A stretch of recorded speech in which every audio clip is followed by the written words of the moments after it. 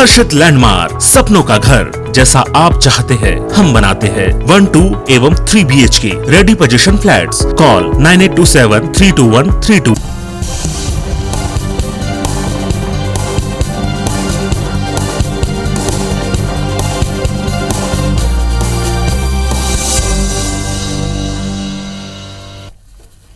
नमस्कार, मैं हूं पुनीत पाठक और आप देख रहे हैं मध्य प्रदेश की बात। बहुत स्वागत है आप सबका। अपने बयानों को लेकर अक्सर सुर्खियों में रहने वाली बीजेपी सांसद साध्वी प्रज्ञा ठाकुर एक बार फिर विवादों में। दशहरे के मौके पर बिना किसी का नाम लिए साध्वी प्रज्ञा ठाकुर ने नर्मदा परिक्रमा करने वालों पर निशाना साधा तो कांग्रेस ने इसका मुखर विरोध किया। कहीं नारेबाजी हुई, कहीं पुतला फूंका गया। कांग्रेस नेताओं ने बीजेपी सांसद की जमानत खारिज करने तक की मांग कर डाली। हालांकि बीजेपी इस पूरे प्रकरण में साध्वी का बचाव करती रही। अब सवाल ये उठता है कि जिन लोगों को जनता ने अपने मुद्दे उठाने के लिए चुना, वो बेवजह के विवाद और इस तरह के बयान से आखिर किस तरह का जनहित करना चाहते हैं।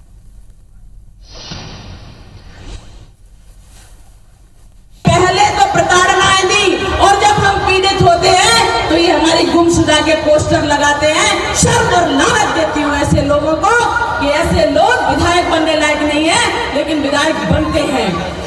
अपने को हिंदू कहते हैं, संवेदनाहीन होते हैं। शर्म आनी चाहिए ऐसे कांग्रेसियों को और शर्म आनी चाहिए ऐसे देशद्रोहियों को।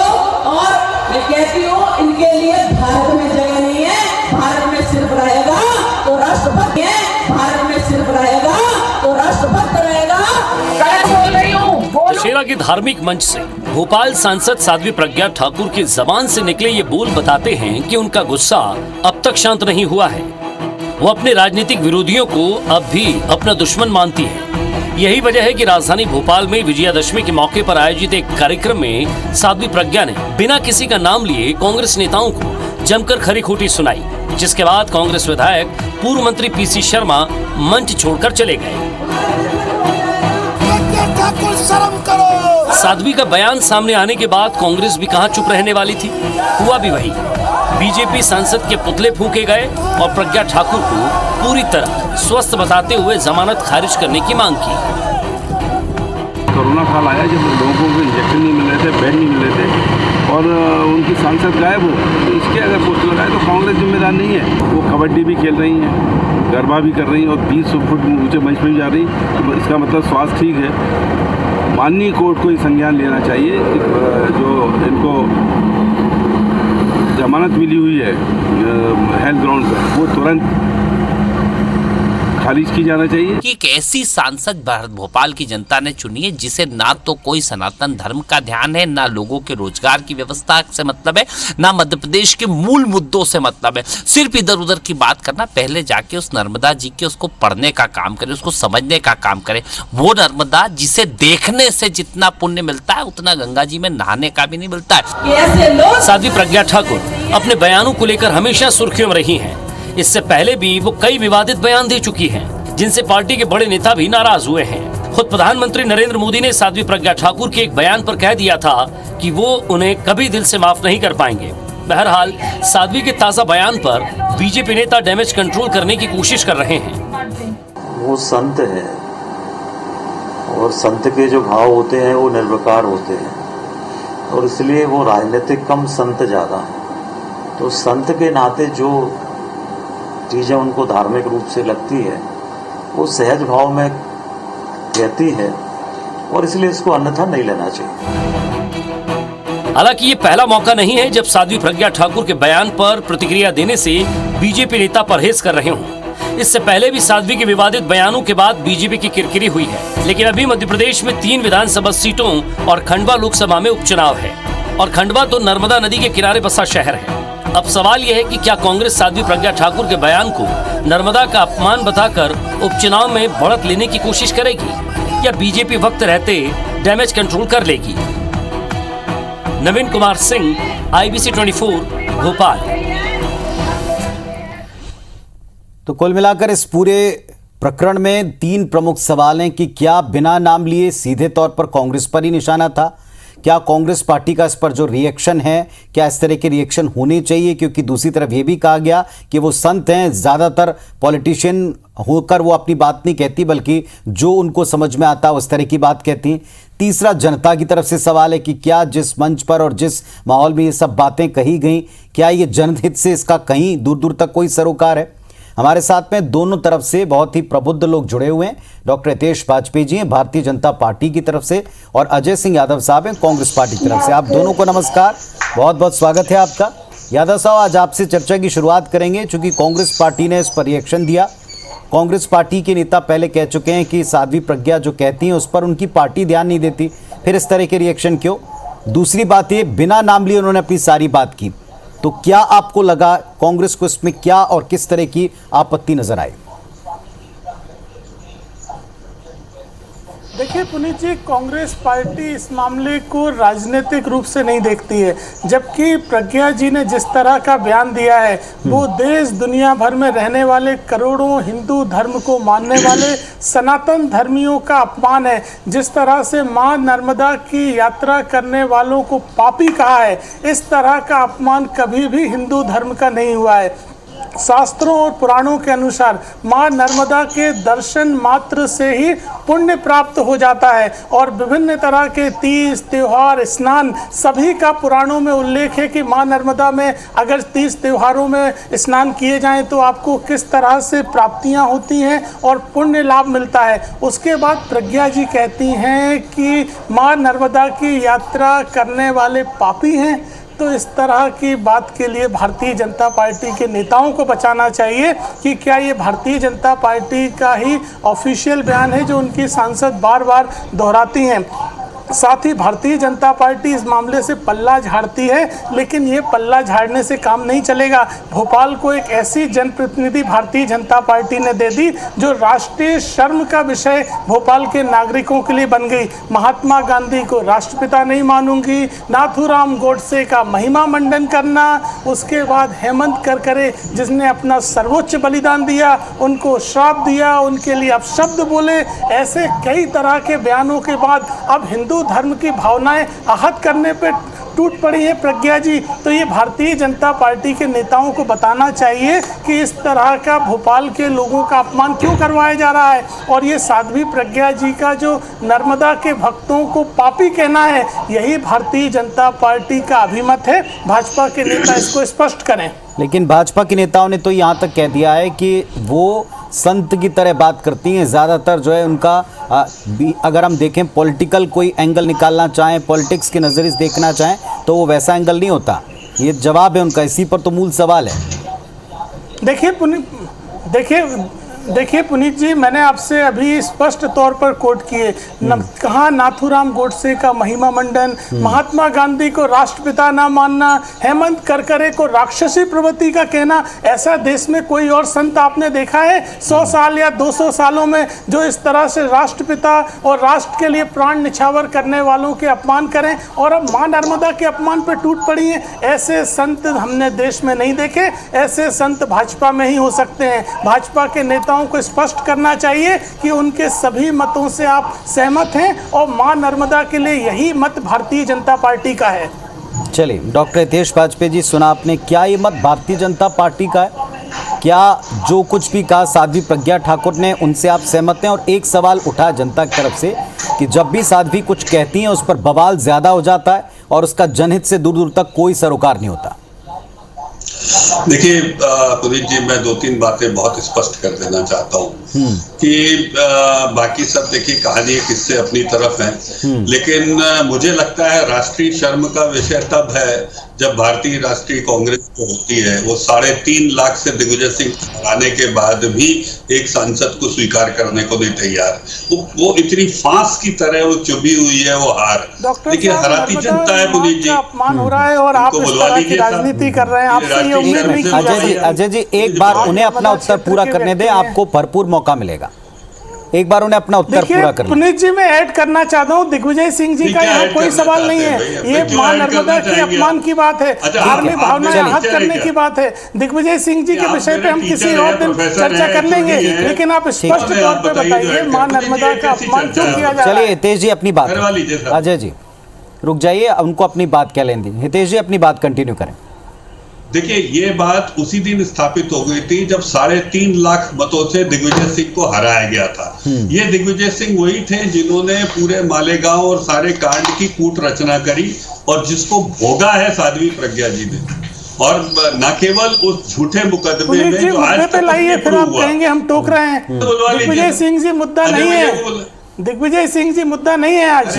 आप उनकी तरफ से उनका कारण उन्हें बताने दीजिए। जवाब दीजिए। आज अजय जी उनको अपनी तरफ से अपनी बात रखने दीजिए, फिर आप उस पर अपना पॉइंट रखें। जवाब दे दीजिए। हितेश जी अपनी बात रखें आप। मुझे केवल हिंदू धर्म की भावनाएं हाथ होने पर भाजपा का मत जानना है, ये दिग्विजय सिंह जी का विषय नहीं है। पुनीत जी, मैं ऐसे चर्चा नहीं कर पाऊंगा। कहिए आप कहें। देखिए, जनता और अपनी बात कहें। दायित्व होता है आपका चैनल तो प्रख्यात है अनुशासन के लिए। कहें अपनी बात कहें जी। तो मैंने जो तथ्य रखा है कि जो कूट रचना मालेगांव के केस में की गई, उस कूट रचना की पीड़ा से उपजी हुई है साध्वी प्रज्ञा। ये बहुत कम लोग समझेंगे इस बात को।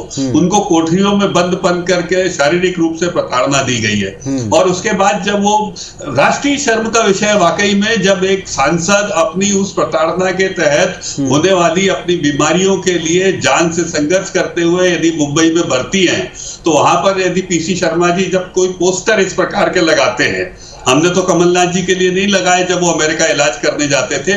ये राजनीति राष्ट्रीय शर्म का विषय है कि जब कोई व्यक्ति जीवन और मृत्यु का संघर्ष कर रहा हो पुनीत जी, तो पोस्टर लगाए जाते हैं। जब इनसे करवा लीजिए साहब। लेकिन वाजपेयी जी एक मेरा प्रश्न, इस तरह चर्चा वाकई नहीं हो पाएगी। थोड़ा आप दोनों संयम बरतें। पहली बात देखिए डॉक्टर वाजपेयी एक बात और भी, क्या हम ये मान लें कि जब भी साध्वी बोलेंगी अपने बारे में बोलेंगी, जब भी साध्वी किसी मंच पर जाएंगी तो अपनी पीड़ा व्यक्त करेंगी? क्या वो मंच दशहरे का मंच, कोई एक उत्सव का मंच नहीं है, उनकी पीड़ा व्यक्त करने का मंच बन जाएगा?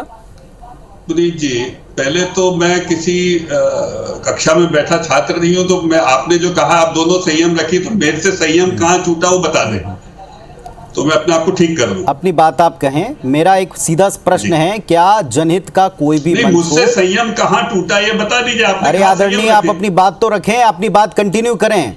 आप पहली बार चर्चा में नहीं है, ये इस तरह का ये कोई पहली बार नहीं हो रहा है। अपनी बात आप कंटिन्यू रखें। नहीं, मुझसे कहीं संयम टूटा हो तो आप कहें ये टूटा है, देखिए मैं सुधार देता हूं। नहीं तो उनको ठीक करिए भाई जिनसे टूट रहा है। ऐसे ही तो होता है ना, आप इतना डरते क्यों? अपना पॉइंट तो रखें डॉक्टर वाजपेयी, अपना पॉइंट रखें। मैं तो रख ही रहा हूं श्रीमान पुनीत जी, मैं तो रख ही रहा हूं। उसके बाद आप मुझे कह रहे हैं मॉनिटर के तौर पर कि दोनों संयम रखें, तो मैं कहां से आ गया असंयमित रूप में, मैं ही नहीं समझ पा रहा था। बाकी मैं अपनी बात तो रख ही देता हूं। अपनी बात कहें सर जी। तो मैं जो कहना चाहता हूं वो बहुत स्पष्ट था। इन सब बातों से ये बातें उपजी। तो राष्ट्रीय शर्म का विषय वो कांग्रेस है जिसने 84 में लोगों का नरसंहार किया। तो मुझे लगता है जब सिखों के गले में टायर डाल के इनके पास विषय पे कहने के लिए कुछ नहीं है, दिवालियापन जैसी स्थिति दिख रही है। आप बताइए, हम कहने लगे अमित शाह तड़ीपार थे, गुजरात दंगों के आरोपी थे, तो क्या आज का ये विषय हो सकता है? आप केवल समय बर्बाद कर रहे हैं डॉक्टर वाजपेयी जी। आपके पास अगर मुद्दे पे कोई बात नहीं है तो फिर मुद्दे पे आइए। बुलवाइए पुनीत जी, मुद्दे पे बात नहीं करना चाहते हैं, मुद्दे पे क्या ये बयान, चलिए एक प्रश्न पूछ रहा हूं मैं डॉक्टर वाजपेयी, क्या ये बयान दिग्विजय सिंह जी के लिए था? क्या ये बयान दिग्विजय सिंह जी के लिए था? भारतीय जनता पार्टी मानती है कि जो उस मंच पर बयान था वो दिग्विजय जी के लिए था, क्योंकि आपने कहा पीड़ा का पूरा रचयिता वही थे। पुनीत जी, भारतीय राजनीति के लिए जो राष्ट्रीय शर्म के लोग हैं, जिन्होंने नैना साहनी को मार डाला, भंवरी देवी को मार डाला, उनके लिए यह बयान था कि वे यदि इधर उधर जाके 4 मंदिरों में घूम लेंगे तो अपनी राष्ट्रीय शर्म की अभिभूति से निकलकर बाहर नहीं आ जाएंगे उस अनुभूति से। ये उनके लिए बयान है। और इसीलिए मैं एक एक करके आपको वो सारे प्रसंग गिना रहा हूँ। मैं सरला मिश्रा को गिनाना चाहता हूँ। इसी से तो मेरा सवाल जुड़ा था कि जहाँ साध्वी जाएंगी, एक मिनट अजय जी, क्या वाजपेयी जी जहाँ भी साध्वी जाएंगी वो केवल अपनी पीड़ा व्यक्त करेंगी? पुनीत जी, मैं व्यक्त करूंगा, आप मुझे मुख्यमंत्री बताइए जिसके कार्यकाल में कांग्रेस की पदाधिकारी, राष्ट्रीय जो प्रदेश पदाधिकारी है सरला मिश्रा, उसको जलाकर मार डाला गया, उसके भाई आज तक न्याय के लिए ढूंढ रहे हैं, सारे सबूत मिटा दिए गए। समझ गई है कि ये लोग धर्म की व्याख्या करेंगे, आप इतना कह दीजिए, कैसी बातें कर रहे हैं। इनका आज भी एक विधायक है मोरवाल जिसका बेटा रेप करके भाग गया है, रोज फोन रिकॉर्ड सामने आ रहे हैं जिसमें कमलनाथ और दिग्विजय सिंह के नाम आ रहे हैं कि वो उसको प्रोटेक्ट कर रहे हैं, और उस बिटिया से बार बार कह रहे हैं कि तुम समझौता कर लो, नहीं तो तुम्हारा हाल भी वैसे ही होगा। ये वो पार्टी है जो धर्म का ज्ञान देगी बैठकर, ये मैं कहना चाहता हूँ। ये सब करोड़ों हिंदुओं की धार्मिक भावनाओं को आहत किया है, नर्मदा यात्रियों को पापी कहा जा रहा है, और भाजपा के नेता इधर उधर से घूम फिर के अपनी सांसद का बचाव कर रहे हैं। आप देश के करोड़ों हिंदुओं का अपमान कर रहे हैं, आप देश के करोड़ों हिंदुओं का अपमान कर रहे हैं। मेरे जो सवाल है उसका उत्तर मुझे नहीं मिल पा रहा कि हमने जितनी भी बार साध्वी को देखा, जितनी भी बार हम साध्वी की चर्चा करते हैं, किसी उनके जनहित के कार्यों पर नहीं करते हैं। जब भी हम चर्चा करते हैं उनके ऐसे बोल पर करते हैं जिस पर प्रधानमंत्री जी भी खेद व्यक्त कर चुके हैं, जो ये कह चुके हैं मैं मन से माफ नहीं करूंगा, मैं उन विषयों पर वापस नहीं जाऊंगा, मैं उस चर्चा को पीछे नहीं ले जाऊंगा। अभी भी मैं कह रहा हूं कि इस मंच पर एक नेता उठकर चले गए तो हम ये पूछ रहे हैं कि बिना नाम लिए कहा, आपको क्यों बुरा लगा? लेकिन आपने भी जिस तरह बात शुरू की, तो क्या ये केवल पूरी तरह टारगेट दिग्विजय सिंह जी को था? मंच क्या था, अवसर क्या था, उत्सव क्या था, मौका क्या था? क्या हम ये माने कि वो जिस मंच पर जाएंगी वो केवल अपने राजनीतिक प्रतिद्वंदी और उनके पीड़ा उसी को याद दिलाएंगी जनता को? ये मेरा प्रश्न है। मैं आपकी बात से सहमत हूं, लेकिन जिस व्यक्ति ने भोगा है आप उससे कहिए उस सारी पीड़ाओं से वो मुक्त हो जाए, तो कहना आसान होता है पुनीत जी, ठीक बात है, बहुत आसान होता है कहना। और उन लोगों के साथ में मंच साझा करना जो इसके जिम्मेदार हैं, आपको एफिडेविट्स याद होंगे। ये छोटी घटना नहीं है पुनीत जी, ना व्यक्तिगत है, ये संस्थागत है। और मैं आपको बता दूं पुनीत जी, यदि संस्थागत रूप से मुझ पर वार हुआ है तो आप खुद बताइए, मेरा भी परिवार है, मेरा भी जीवन है, और यदि इस प्रकार से वार होगा कैसे भूल जाएंगे? ठीक बात, लेकिन का दौर मालूम होगा, लेकिन अवसर का अपना एक महत्व होता है, मौका एक होता है, मंच एक होता है। ये बात आप राजनीतिक जीवन में बहुत अच्छी तरह समझते हैं कि अपनी पीड़ा व्यक्त कर, और जब हमारी पीड़ा किसी एक बड़े एक संस्थागत व्यक्ति से ना होकर के संस्थागत होती है तो हम उस अवसर को, उस गरिमा को भी बनाकर रखते हैं। वे भी सांसद हैं, उन्होंने भी पद और गोपनीयता की शपथ ली है। चलिए चर्चा को आगे बढ़ाएंगे। रजत जी, आपने सुना, पीड़ा जो थी संस्थागत थी, पीड़ा बड़ी थी, रचयिता कौन था ये भी आपने सुन लिया। भारतीय जनता पार्टी का इस पर सुबह से लेकर अब तक जितने भी इस पर बयान आए हैं, इन सब के बाद कांग्रेस पार्टी को क्या लगा? मांगेंगे उसके लिए जो पीड़ा उन्होंने भोगी है, उसके लिए क्या माफी मांगेंगे? अजय जी, उत्तर आज खत्म करते हैं। भारतीय जनता पार्टी के नेताओं को न्यायिक प्रक्रिया पर चर्चा करना है तो छत्तीसगढ़ जैसी न्यायिक प्रक्रिया जिसमें श्रद्धालुओं को गाड़ी रौंद कर चली गई, भाजपा की शिवराज सिंह सरकार ने गिरफ्तार किया था, तो शिवराज सिंह चौहान जी ने प्रताड़ित किया था क्या प्रज्ञा जी को?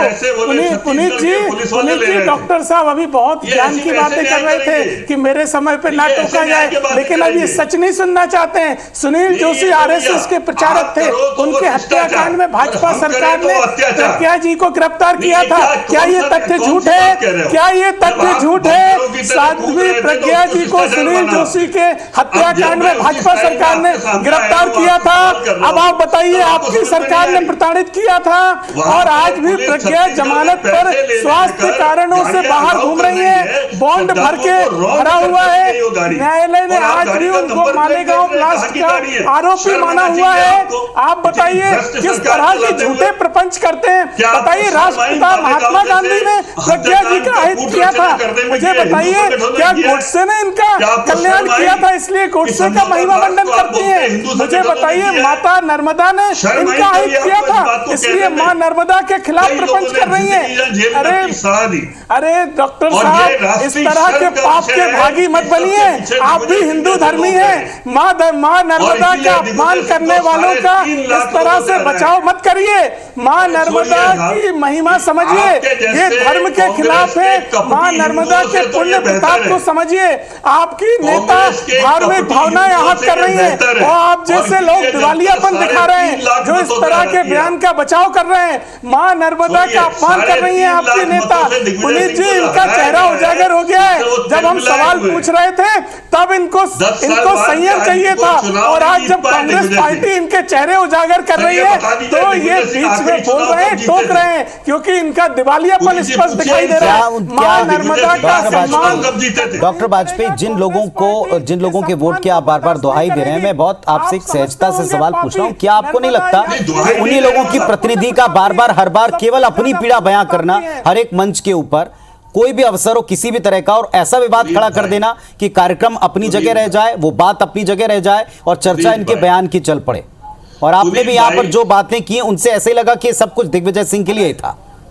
मुझे बताइए पुनीत भाई, क्या मालेगांव एक निजी खेत का मामला था? चौहान की कितनी सरकार बड़ी ने क्या वो मंच आज मालेगांव जवाब की दीजिए, पीड़ा को व्यक्त करने का था, या आप स्पष्ट क्यों करें? नहीं है? जवाब दीजिए। एक सरकार, एक पार्टी लगातार हिंदुओं के संगठनों को अपमानित करने के लिए, प्रताड़ित करने के लिए और भगवा आतंकवाद जैसी और हिंदू आतंकवाद जैसी थ्योरी गढ़ने के लिए इतने निर्दोष लोगों को यदि लपेट दे, कि तो प्रज्ञा जी आपको के लगता बयान है के कि साथ इस है आप। राष्ट्रीय साजिश लेकिन को ये और बता राष्ट्रीय दीजिए, विषय क्या शिवराज सिंह बताया ना चौहान ने जाए? प्रताड़ित क्यों किया नहीं था बताया जाएगा? जब गिरफ्तार ये किया कोई था? निजी लड़ाई नहीं है उनकी, ये संस्थागत लड़ाई है और अरे देश की तो लड़ाई बताइए है। ना, सुनील और यही जोशी कारण है हत्याकांड कि क्या था? दिग्विजय सिंह आज तो तक उनके इस सुनील बयान और जोशी लड़ाई के पर- साथ फिर बताइए, भारतीय डॉक्टर जनता साहब, पार्टी बताइए। खड़ी है, डॉक्टर बताइए, वाजपेयी, उनके इस देखिए, बयान के साथ में भारतीय जनता पार्टी खड़ी है क्या? पुनीत जी मुझे बताइए, जिस दिन ये तय हुआ था कि दिग्विजय सिंह जैसे व्यक्ति के सामने साध्वी प्रज्ञा जैसी व्यक्ति लड़ेंगी चुनाव, उसी दिन तय हो गया था कि आइडियोलॉजी की लड़ाई है। एक और वो व्यक्ति है क्या जो हिंदू उनके इस बयान आतंकवाद को से स्थापित बीजेपी करना सहमत है? चाहता वो मानती है और कि जो एक कुछ वो उन्होंने है कहा जो सही इसकी कहा है? victim है। आदरणीय वाजपेयी जी, क्या मानती मैं भारतीय आपसे- जनता पार्टी के जो कुछ कहा सही कहा, और जिस मंच पे कहा वो भी ठीक कहा? पुनीत जी मैं फिर स्पष्ट कर दूं, भगवा आतंकवाद जैसी थ्योरी को स्थापित करने वाले दिग्विजय सिंह जहां जहां से चुनाव लड़ेंगे, उनके सामने विचारधारा आधारित लोग लड़ेंगे चुनाव। जो उसके पीड़ित हैं वो खड़े होकर उनको धूल चटाएंगे। चलिए ठीक है, सवालों के बदले सवाल, आरोपों के बदले आरोप, और लांछन के बदले लांछन, या आरोपों के बदले और गंभीर आरोप, क्या इनसे हम जनता के बीच अपनी बात रख सकते हैं? वो मंच फिर मैं दोहराऊंगा, उस मंच के ऊपर जहां पर इतने बम्पर वोटों से, भारी मतों से विजयी एक जनप्रतिनिधि खड़ी हो, जिनका अपना एक कद है, जिनका अपना एक जेस्चर है, जिन पर जनता ने इतना विश्वास किया है, क्या उनके हर बार बोलने पर इस तरह का विवाद जायज है? अगर जायज है, अगर ये सारी चीजें ठीक है, तो उन्हीं को जनता को फेस करना। शुक्रिया आप दोनों का अपने अपने मत रखने के लिए। नमस्कार।